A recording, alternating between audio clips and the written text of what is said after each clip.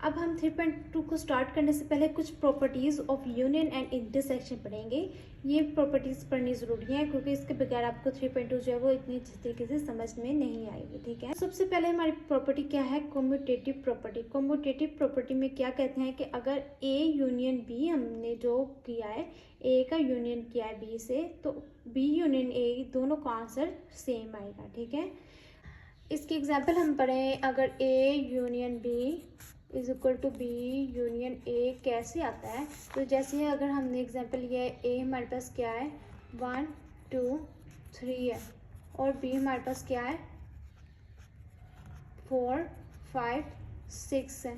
तो इन दोनों का जब हम यूनियन लेंगे, ए यूनियन बी क्या आएगा 1 2 3 4 5 6। ठीक है, ऐसे ही अगर हम बी का यूनियन लेंगे इसके साथ, तो यूनियन के अंदर हम क्या करते हैं कि जितने भी एलिमेंट्स होते हैं उनको तरतीब लगा के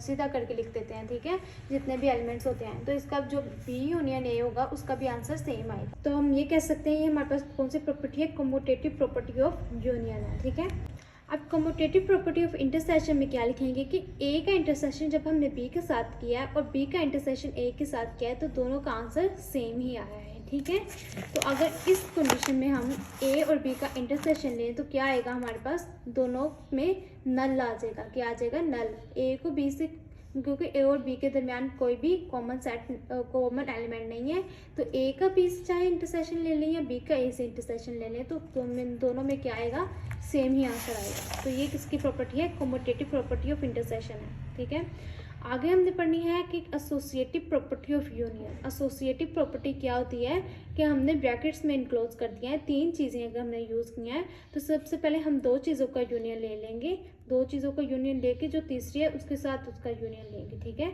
अगर हमने पहले बी यूनियन सी लिया है, तो बी यूनियन सी का जो आंसर आएगा उसको हम यूनियन करेंगे ए के साथ। राइट हैंड साइड पे उन्होंने क्या लिखा हुआ है कि पहले ए यूनियन बी का यूनियन करना है, ए यूनियन बी करना है और इसका जो आंसर आएगा उसको यूनियन करना है सी के साथ, और इन दोनों का आंसर क्या आता है, सेम आता है। ठीक है, ये कौन सी है, एसोसिएटिव प्रॉपर्टी ऑफ यूनियन है।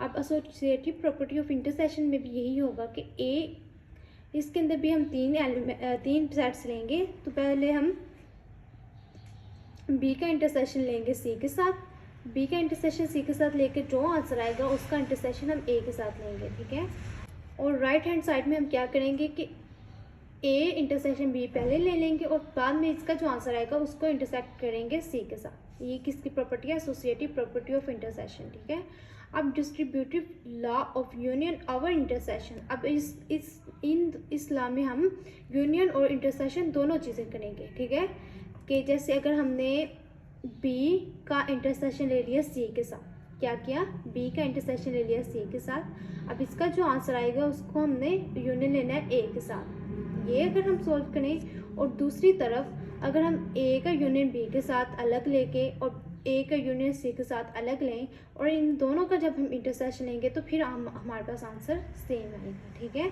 अगली हमारे पास प्रॉपर्टी क्या है, distributive property of intersection our union. इसके अंदर हम क्या करेंगे कि इंटरसेक्शन पहले हम ले लेंगे, ये A union A intersection B और ए इंटरसेक्शन सी, ये दोनों पहले हम लेके इनका यूनियन लेंगे, तो इसका आंसर वो इक्वल आएगा बी यूनियन सी का इंटरसेक्शन जब ए के साथ लेंगे इसके बराबर आएगा। ठीक है, आगे ये डी मॉर्गन्स लॉ है, ये बहुत इंपॉर्टेंट लॉ है, इसको हमने आगे वेरीफाई भी करना है। ठीक है, तो ये आपने ज़ुबानी याद कर लेना है कि ए यूनियन बी का कॉम्प्लीमेंट किसके इक्वल होता है, कि ए का कॉम्प्लीमेंट अलग लेना है और बी का अलग कॉम्प्लीमेंट लेना है। कॉम्प्लीमेंट क्या होता है कि यूनिवर्सल सेट में से ए को माइनस कर दो या बी को माइनस कर दो, जिस भी सेट का उन्होंने कॉम्प्लीमेंट कहा हुआ है, तो यूनिवर्सल सेट में से उसको माइनस करते हैं तो कॉम्प्लीमेंट आता है।